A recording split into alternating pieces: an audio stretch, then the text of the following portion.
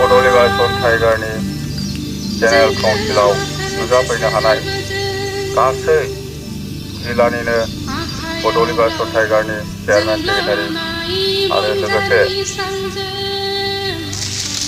Federal लोगो नोंथांमोन आरो दिनैनि बे जेनेरेल काउन्सिलनि बिथिङाव नुजाफैबावनो हानाय बड'लिबासन टाइगारनिनो गासै सेन्ट्रेल कमिटिनि बिबानगिरि दैदेनगिरि नोंथांमोन सुफुंजोबनो हाजोबाखैबाबो जोंनि आपातत दानि सम आरो परिबेसखौ नायनानै जोंनि समस्याया बे बिटिसि एकर्डजोंनो थोजासे सुख'थ'नो हागोन बा जाफुंसार होनो हागोन होननानै जोंनि बड'लिबासन टाइगारा बे थांनाय 2003 नि 10 फेब्रुवारियाव एकर्डखौ खालामनानै फैदों।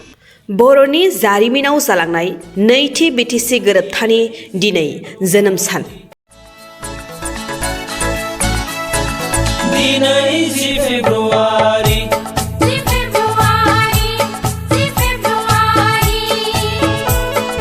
बिटिसिनि गोरोबथा सान बिटिसिनि गोथार जोनोम सान। दिनै 10 फेब्रुवारि थामहिनबा दिनैनि सानावनो भारत सरकार आसाम सरकारनि गेजेराव बारग' बिएलटिफोरजों मोनसे जारिमिनारि गोरोबथा जादोंमोन। मख'नाया जोबोद गोनांदि बारग' बिएलटिजों लोगोसे गुबुन गुबुन बर' आफादफोरनि हेफाजाबाव नैथि बिटिसि गोरोबथाखौ 2003 मायथाइनि 10 फेब्रुवारियाव खालामनाय जादों। दिनै 10 फेब्रुवारि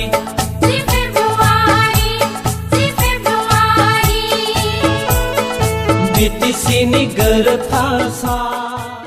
लोगोसेयैनो भारत सरकार आसाम सरकारा बड'लेण्ड टेरिटरियेल काउन्सिल सुंद'यै बिटिसिखौ भारत संबिजितनि 6थि 6 सिडुलनि आवथायाव दाफुंनाय जादों।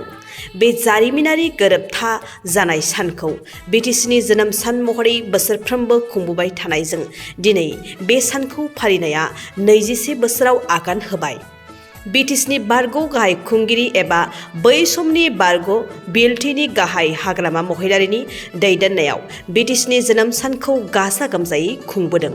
बेबायदिनो देग्लायनि 21थि जोनोम सानखौ दिनै गाजा गोमजायै खुंफुंगोन आरो दिनै फुंनिफ्रायनो हाबाफारिया फारियै खुंफुंजागोन। बिटिसिनि 21थि जोनोम सानखौ मेहेरगोनाङै खुंनो थाखाय लाहार फाहार जानायजों बे समाव क'क्राझारनि देबोरगावआव थानाय बर'नि मुंख्लंफोरनि सिमिटेरिखौ जोंगा मागा खालामदों।